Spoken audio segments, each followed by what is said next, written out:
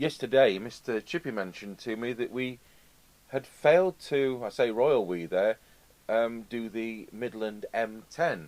Now I thought I'd done the entire current range. We've done the M5, the M20, M30. I didn't realise we've missed out the M10. He says it actually looks like it's got real knobs and it's probably half decent. And he says you can see from the box it has that standard Kenwood type of socket, which you could put a different type of external mic to, or one of those Bluetooth type of devices. And he said, of course, one of the things about current CB radios, a lot of which have got cigarette lighter plugs on, is that if you've got a vehicle with one cigarette lighter outlet, then if you put the CB in, you can't plug other things in like a sat-nav, or even those people who've got mobile phones. I don't know anything about those, but he says you can plug the charger into there. So it's got those useful features, and it's relatively basic, which suits my way of thinking, on-off volume and squelch. And it's got this channel 919 and normal. It looks like it switches between EC and England, or UK should we say, not wanting to miss Wales and Scotland and Northern Ireland, etc, etc. So I didn't realise we've missed it. Now we're coming into lockdown again. This is Monday, is it the 3rd of November at the moment? Something like that. I'm about to go and do some shopping chores for an elderly parishioner. As most of you know, I work in a self-employed capacity for the Church of England, mainly as a church organist.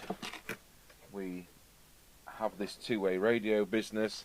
We also build pipe and restore pipe organs, and we're going to come into lockdown on Thursday. So I'm going to, once I've done this, I don't think there's going to be anything CB-wise till Friday, because I'm going to battle on with a small organ I'm installing at a church near here, which is called Londonthorpe, and it's playable, it's not finished.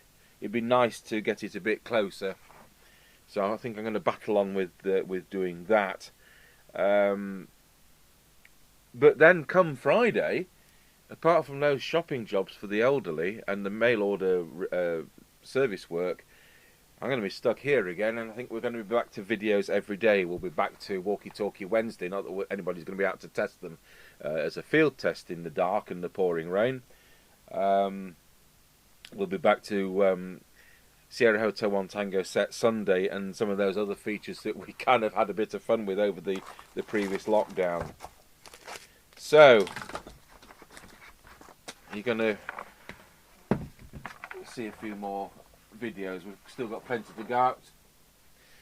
One of our trade customers said he's put a big box of sets in the post because he didn't want to find that he couldn't post them in a few days' time, so we'll get some of that.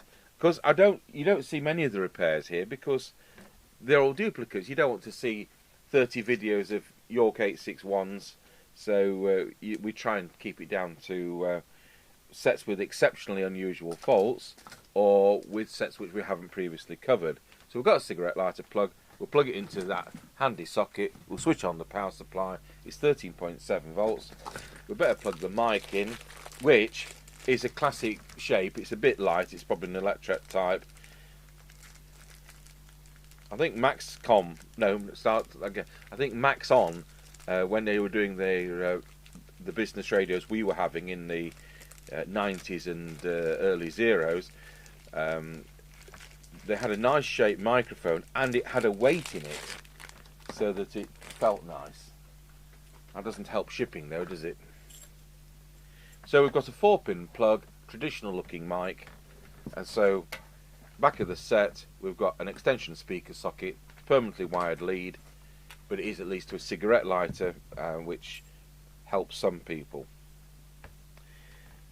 It's got a film on the front, so I think I better take that off, because what I don't want to do is to put that back in its box, and then in years to come this tape has become all nasty and horrible.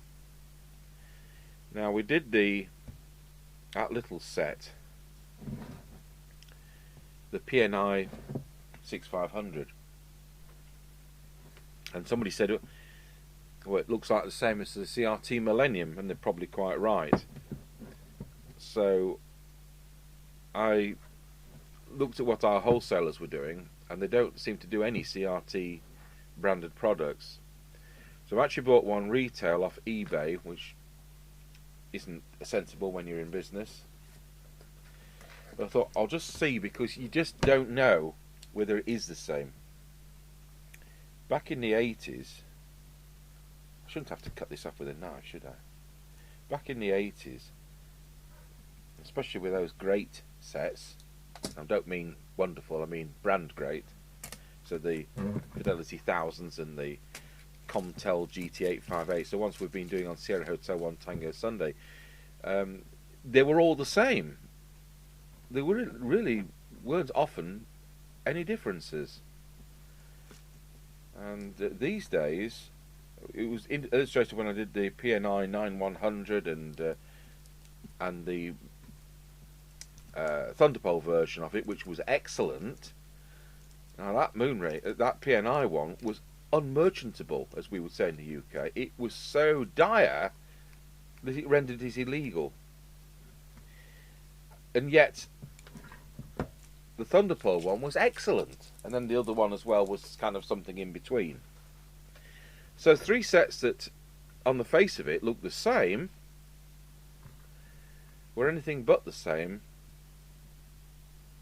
and in fact had different. There were 2 board variants as well. This is awful to get off. It's like watching a video of paint drying this. I know we've had it in stock all of 3 months, but get the display. There's a little tab for the display one.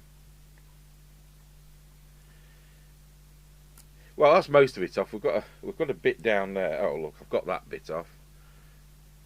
It's just about there now. Good. So I'll plug that into our test set. I'm looking at the time because I've got about 30 minutes, but of course I can press the stop button on this system and we can come back when I've done. Okay, so plug that mic in.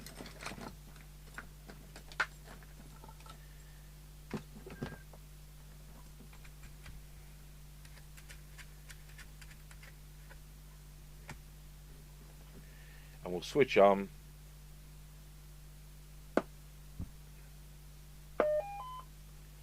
And it's come on in CE mode.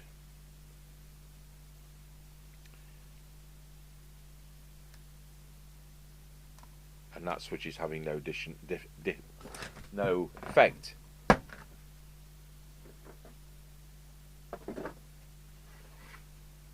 Do you know what? This set's yet another one with no instruction book.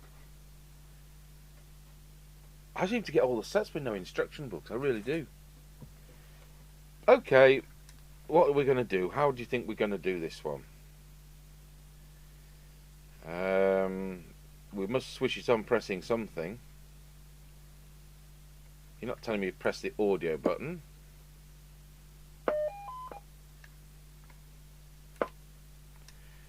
Do we switch it on in with the up button?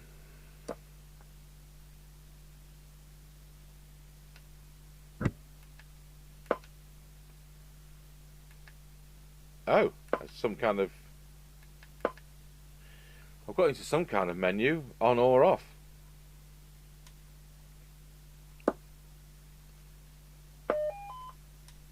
Try the down one.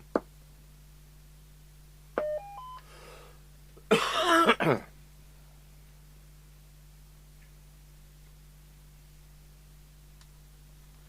both together. Yep, it's both together. It's up and down together. So how we store that, I don't know. Do we press transmit?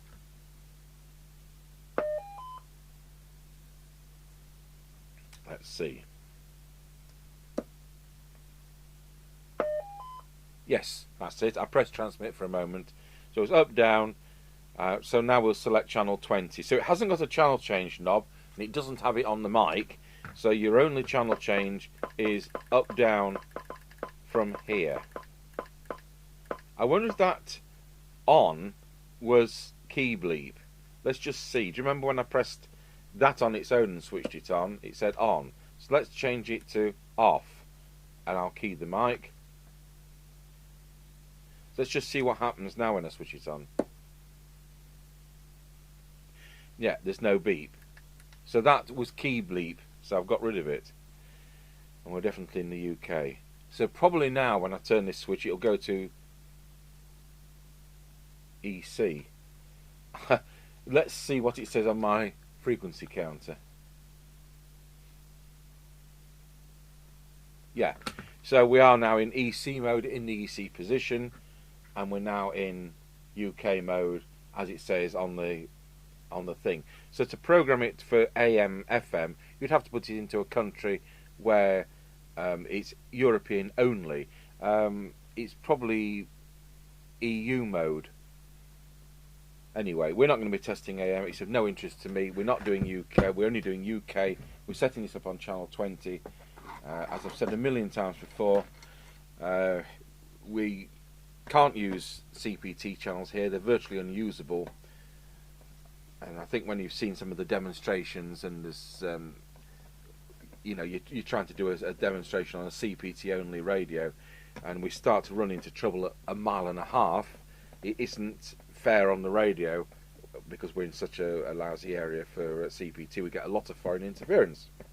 Some people might think that's great, but I'm, you know, trying to do CB as a local two-way radio service as it's supposed to be. So get this opened up. I've got a memory like a sieve, as you all know, so even if I've seen it yesterday, the same board, I won't recognise it.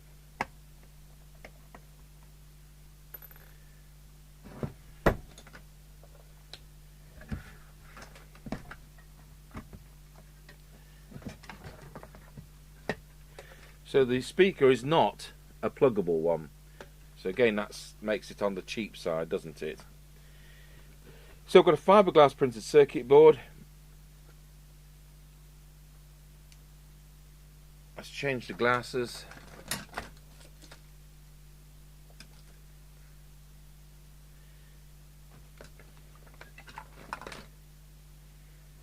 So straight away there are 1 or 2 adjustments, which is good news.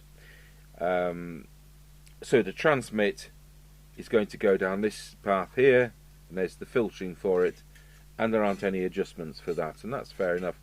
A lot of these new radios, the way they're assembled, the components are selected on test, so certain components are fitted, tests are done on the bare board. They have something called a pin jig.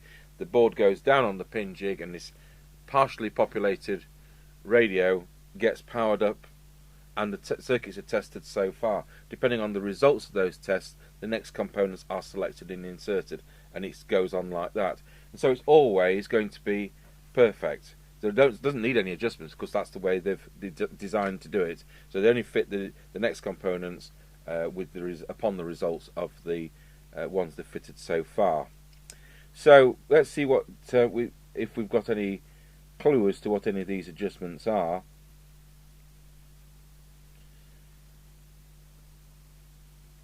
Well, it does say M10 on the board there, so that tells me it's unique, but it doesn't say that on the main board. So one of those is going to be the detector, one's going to be the IF. We've got a coil there, which is going to be to do with receive. I'm going to see if I can find a circuit diagram between pausing this video and doing the shopping job and coming back. So let's hope it doesn't have one of these. You see, yeah, I'll finish the sentence in a moment. It's got real volume and squelch control, so to me that's good.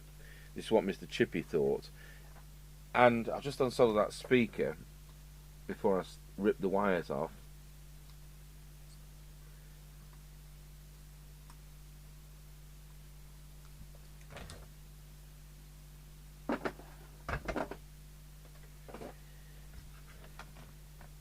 What we're hoping it doesn't have one of these I2B data buses where it's constantly scanning like it was on that previous set, the PNI. It's constantly scanning. The CPU is looking for an input, a change in the way the controls are. And the trouble is, you do something, it takes half a second to implement. And this is really frustrating. The first time we came across it was on the Maxon SL500 business radio, which at the time was a £599 hand portable, which was absolutely top end and every conceivable feature, and unfortunately had this half-second delay. So people who'd gone from an old system, supposing they'd been changing from a scheme from the 1970s with, let's say they'd had Pi motor phones, not motor phones, they're really going back. Yeah, we'll change a lot of schemes off Pi reporters. I'm talking about the later reporter, not the one with valves in. And people with Pi M293s and M294s, and we were putting them onto new schemes, and then there was this half-second delay, and they hadn't had the half-second delay on their old elderly equipment, and so it was to them a retro step. So we've clearly got the frequency adjust here. That could be deviation because it's close to the VCO, and you're going to be altering the way the audio is applied to the varicap diode in there. So that's, I would expect to be deviation, but I will see if I can find something. But what we'll do, we'll just power this up. We're on channel 20.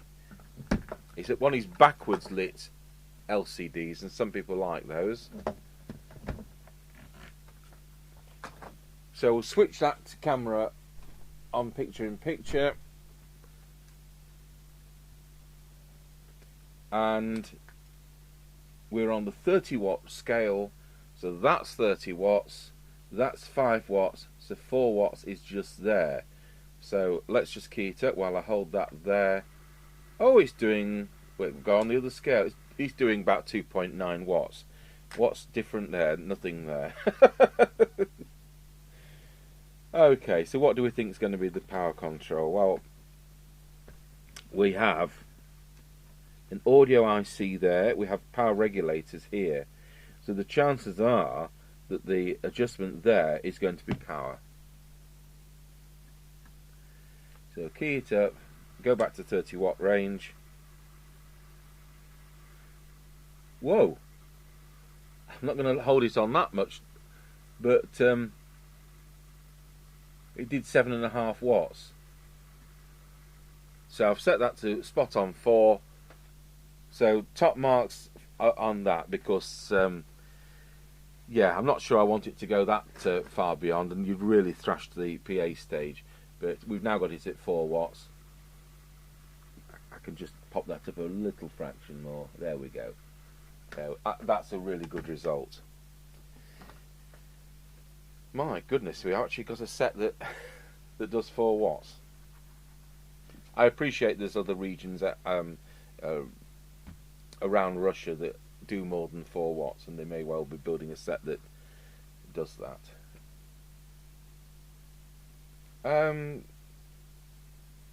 Just select the camera to move across to the frequency display.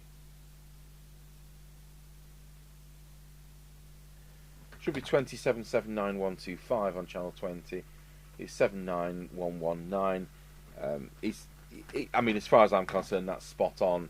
But just for the laugh, I'll tell you what. We'll zoom in a bit because the camera's a bit.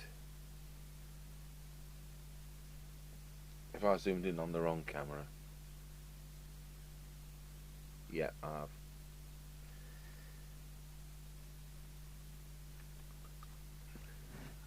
Better.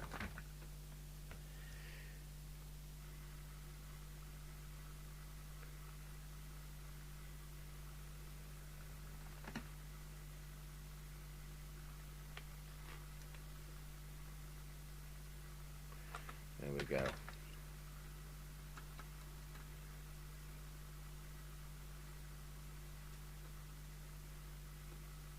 Oh, 79121.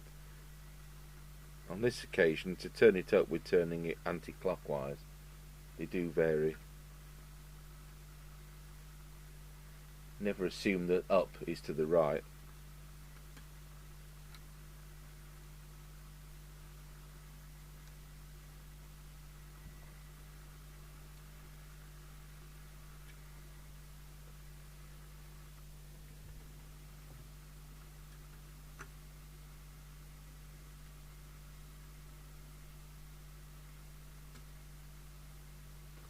$79124. I don't think we're going to get closer than that.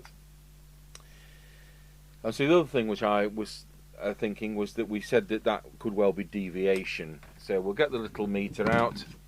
I was last using this. I was doing a.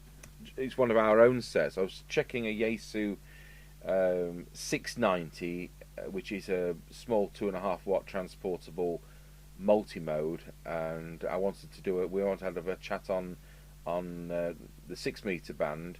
It's something I bought off eBay some years ago and never bothered checking it, and I just needed to pull it up on frequency and check the deviation. So it wasn't a full alignment. So the test set was last on 50 odd megs. We don't do amateur radio equipment for customers.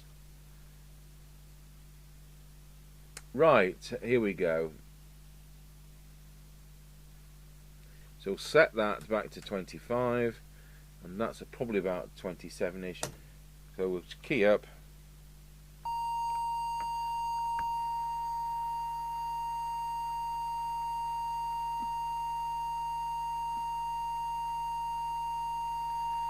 And we've got, oh, I've got the camera on the wrong meter again. And what we've got, about 1.9. So just do the whistle test.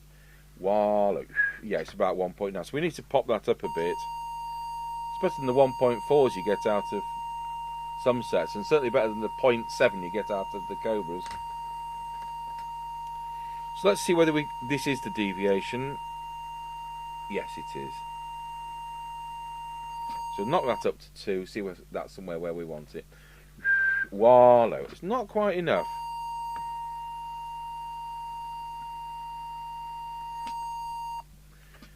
Wallow.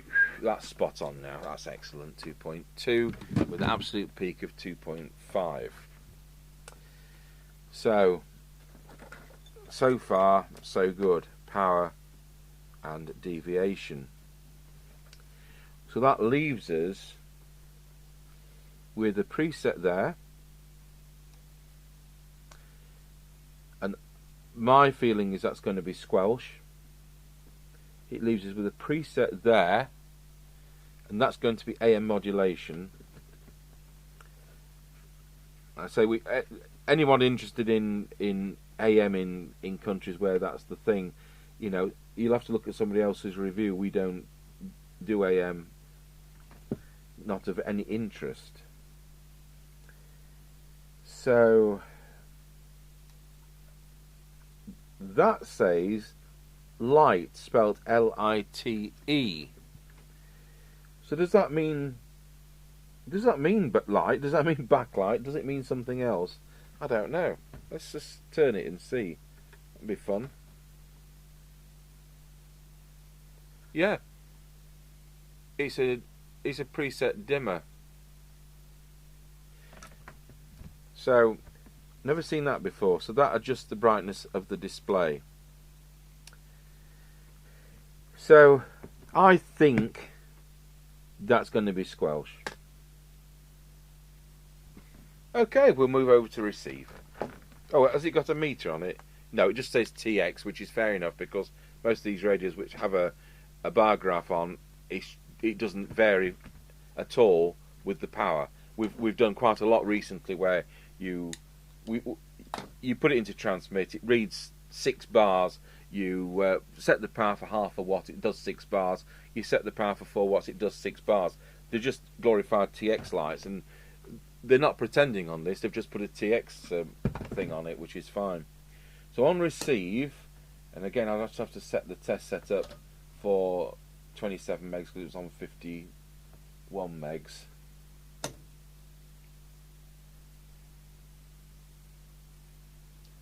You know, I enjoy when I've got the time, looking at some of Radio Cruncher's videos. I don't have time to look at his live streams, unfortunately. I've popped in from time to time and said hello. And you know, there's no reason we can't do live streams here, but we will just have to run a cable into this workshop from the router, which is actually in our stores department. So you never know. On this lockdown, we might do some live stream, but I don't think there'll be 2-hour ones. But it'd be fun to kind of do a set without the editing. Right. So hopefully we now will receive something. So let's turn this up and turn that down. There we go. And so we've got a picture of a loudspeaker emitting a noise. So if I turn the signal generator off and the squelch up, we've now got that gone. So it doesn't say receive, it says receive. So let's put the squelch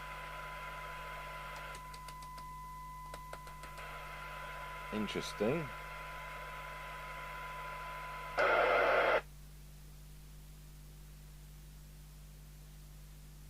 Not quite sure why we now have a speaker symbol and the squelch has come in. Anyway, we'll come to that. Or does it change when we go into auto squelch? I don't know.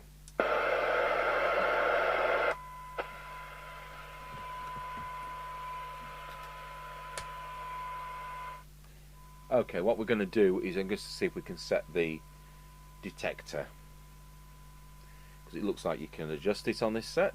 So we'll pop this camera up onto the oscilloscope. Hopefully, if I give it an S9 equivalent signal, there's no metering on this.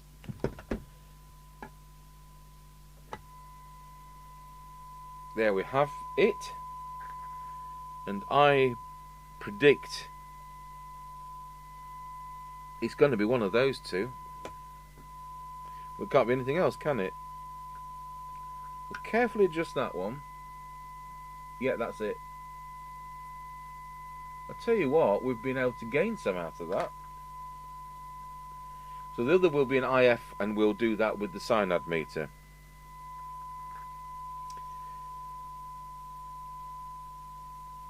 So we'll move up to the cyanide meter, and we'll see what it's doing.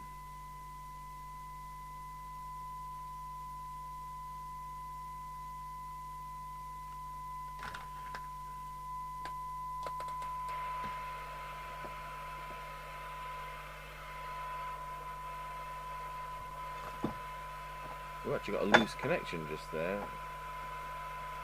There we go.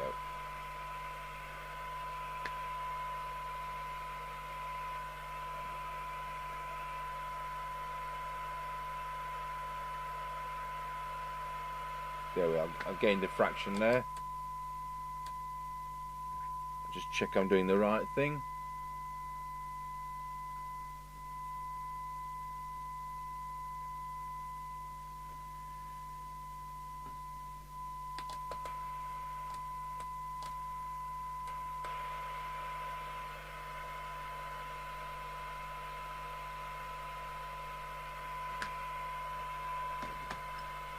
This could be AM detector, I'll just be very careful.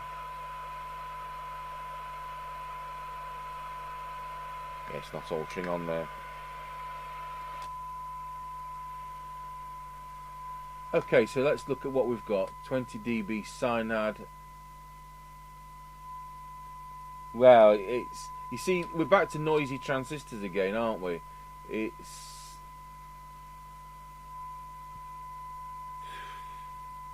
5.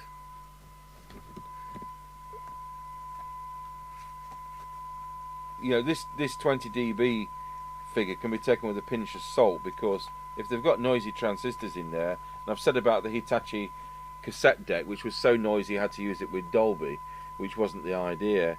So Midland M10 20, oh, can't even spell 20.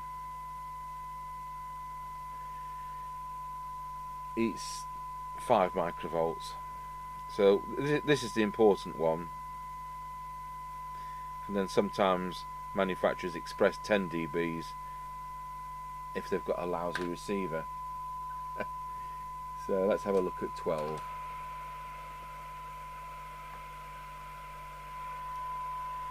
So it's 0.57.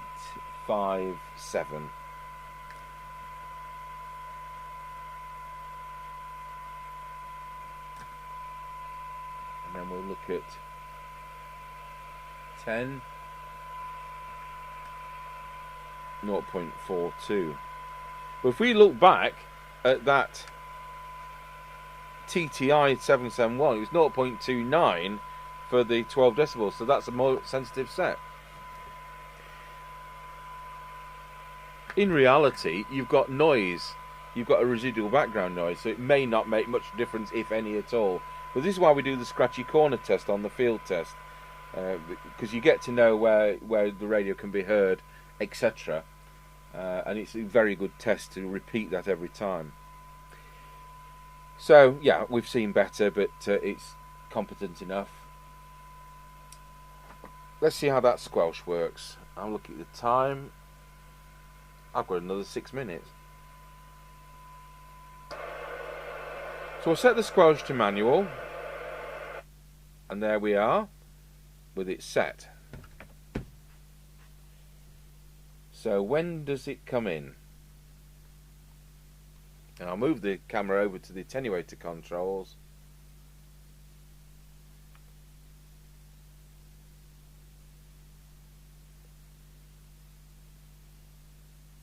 Behind all the tat, like the soldering iron. So I've switched the signal generator off. I've parked it at 0.3 of a microvolt. We switch the signal generator on, and there we are at 0.3 of a microvolts. It's come in. So we'll get a fine reading. You see, it's 1.4. No, it's 0.14 of a microvolt. Am I right? No, I'm looking at the wrong scale, folks.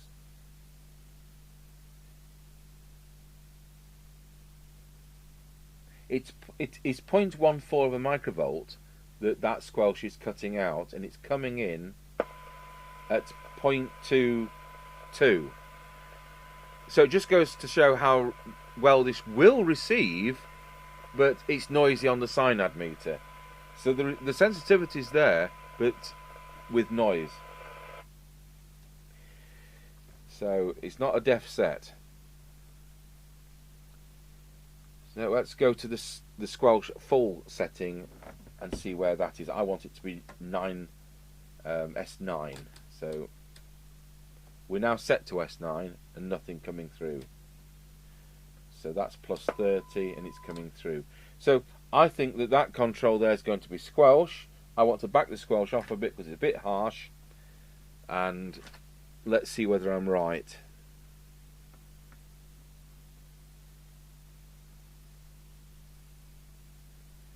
No, I'm not right, so we've upset something. I wonder if that's the preset squelch. So we can't adjust that. So we'll now go into the auto squelch setting. So once again, I'll park the test set at 0.3 of a microvolt with the signal thing switched off. So we'll now go into auto squelch, which is there in the click position. So we'll switch the signal generator back on, and it's coming at 0.3 of a microvolt, which is too sensitive, but I might have upset it. So let's try adjusting that once again. It is auto squelch preset.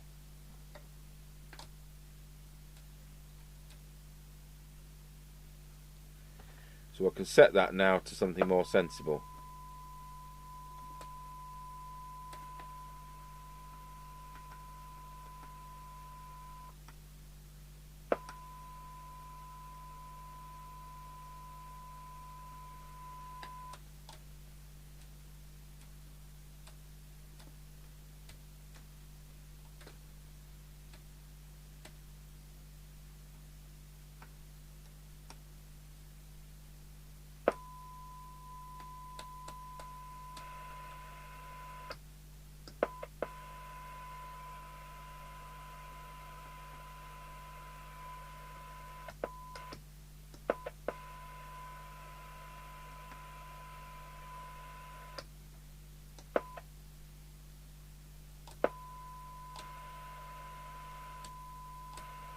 Right, I've got that set to around about 1 microvolt.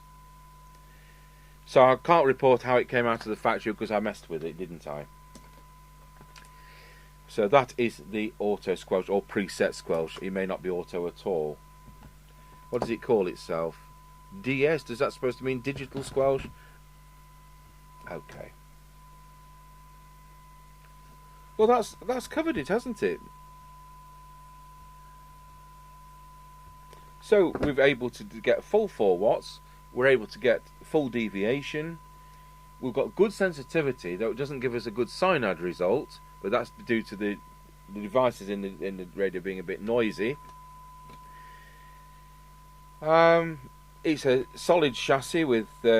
It's not only got the normal steel sides, it's got these aluminium heatsink bits as well, so there's got some good sideways strength. It's U-shaped at the back, so that gives it some good back strem. So, and it's a basic set, and it doesn't have an S meter, and that suits me down to the ground. Now on the front we've got audio. Now does that mean that it's selecting between the microphone and this external dongle idea? I don't know. Yeah. That's what it is, it's switching between it, and then we get that now flashing. So if I plug my extension speaker into that front, it's probably coming out through there. On the other hand, it probably isn't. Okay, well, we'll just pop it on the air, we'll put the lids back on, and we'll just put it on the aerial for a quick flick round.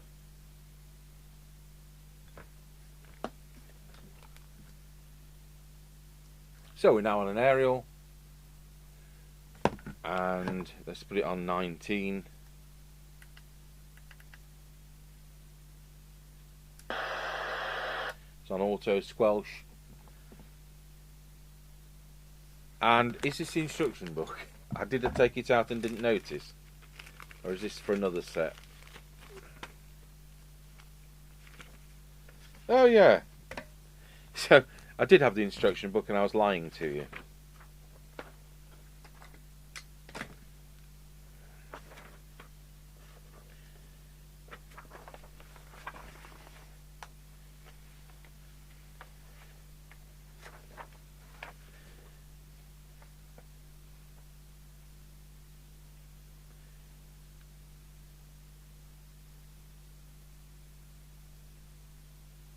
Yes, so as I was saying with that audio control, it allows you to go between the 2-pin type of Kenwood plug or the dongle or the traditional mic.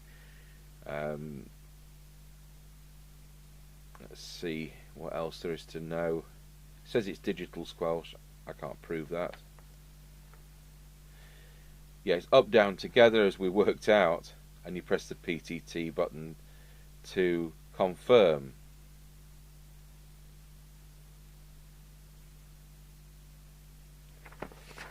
So if we wanted to use AM, we would have to use it.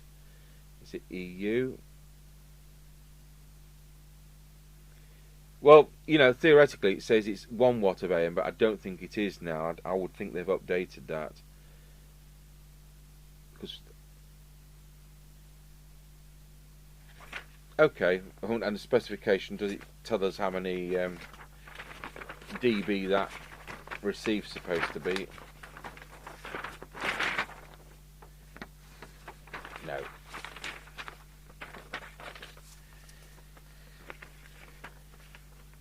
That just tells us what the channel availability is. And then we've got some CT International bull.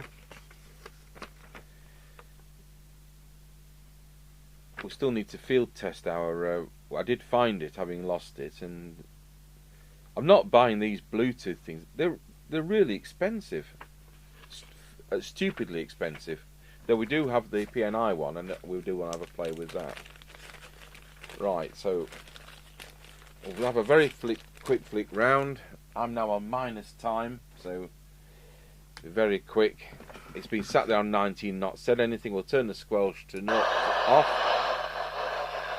You can hear somebody at the back of the box.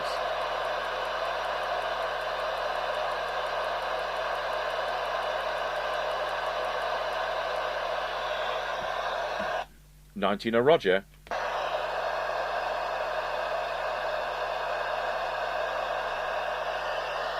Okay, no one's talking to me. What's different there? Right, we're doing on the air test later on, and to be honest, that seems to work all right. Yeah, the fact we can get 4 watts out of it, and we can get the deviation and sensitivity's there, even if it doesn't read brilliant on the synad meter. So, and I think the squelch works well. So I think that's going to work very well. So for people who don't need an S meter, I think that's a set which you could kind of recommend. We'll see what it's like on the air test. So thank you for watching the current model Midland, the M10.